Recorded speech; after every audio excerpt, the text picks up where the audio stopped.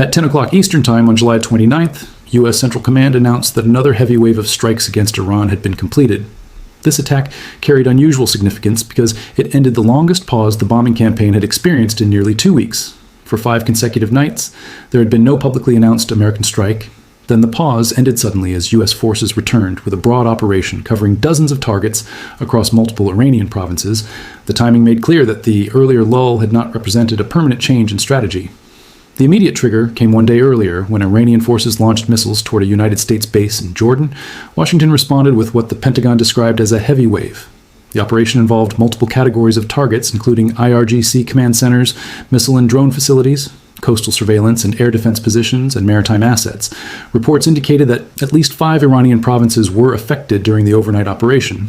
Rather than concentrating on a single installation, the United States carried out a layered campaign designed to demonstrate that the temporary pause did not mean American military pressure had disappeared.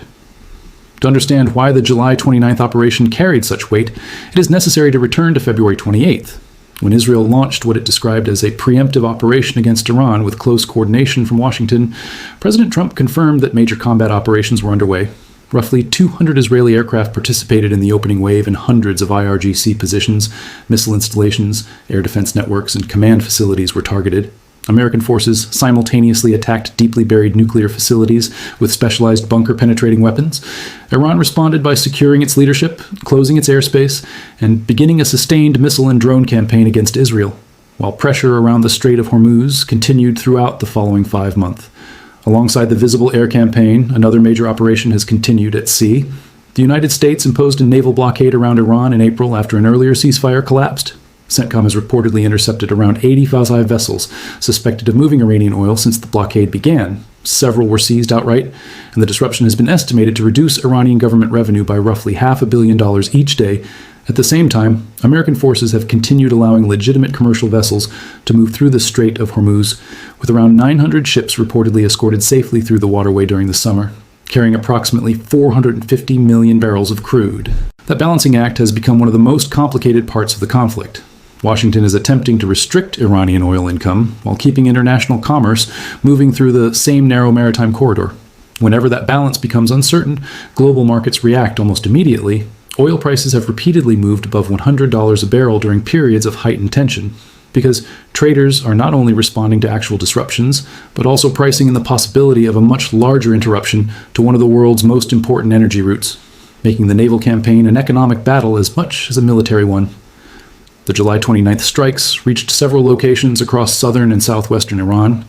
Iranian state media reported explosions in Avaz and Abadan in oil-rich Khuzestan province. Avaz reportedly experienced a complete power outage after the attacks, while a Khuzestan security official said American forces had also struck targets inside Abadan.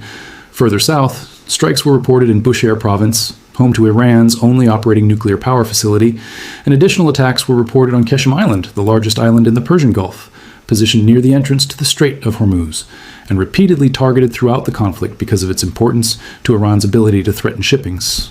The return to heavy strikes followed a pattern that had already appeared several times during the war. An earlier ceasefire, negotiated through talks in Islamabad, had lasted roughly 2 weeks before collapsing in April. The United States responded by imposing the naval blockade that remains in place.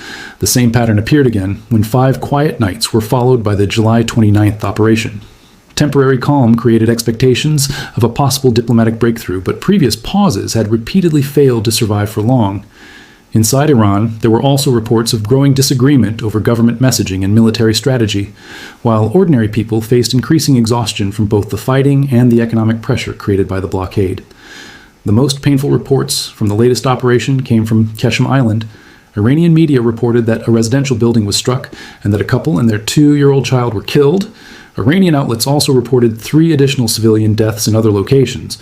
While the IRGC confirmed losses among its own personnel, these figures remain difficult to independently verify because journalists have limited access to active conflict areas, and information coming from either side can reflect wartime political interests. The details nevertheless illustrate the human consequences that can follow even when military operations are officially described as precision strikes against specific targets. Whatever the final casualty figures show, the reality of sustained air campaigns is that military targets are often located close to populated areas, meaning civilians can suffer even when they are not directly targeted. Independent journalists have faced major difficulties confirming casualty numbers inside Iran in real time, especially because foreign access remains restricted and state-controlled media dominates much of the available information. The war has now continued for 5 months since February 28th, with Iranian civilians and military personnel, American service members stationed throughout the region, and civilians in neighboring countries all experiencing the consequences. Every new strike adds to an already growing human toll. The conflict escalated rapidly after the opening attacks. The initial February operation was presented as the beginning of a wider campaign, and by late February, a second phase known as Operation Project Freedom had emerged. Its purpose was to evacuate tens of thousands of civilians stranded across the Gulf as fighting made transportation routes increasingly dangerous. American warships moved through contested waters to support those evacuation efforts, increasing the possibility of direct confrontation with Iranian forces. On May 7th, that confrontation came when Iranian forces launched missiles, drones, and small boat attacks against 3 American warships, the USS Truxtun, USS Rafael Peralta, and USS Mason. The United States responded quickly with strikes against Iranian positions around Bandar Abbas and Qeshm Island. That sequence established a pattern that has continued throughout the conflict. Iranian attacks against American assets have frequently been followed by stronger American responses. The July 29th operation fits that same pattern because it followed the Iranian missile attack against the American base in Jordan. The conflict has therefore developed through repeated cycles of attack and retaliation rather than through one continuous battlefield movement.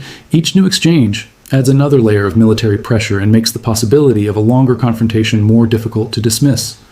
There is also a major political dimension.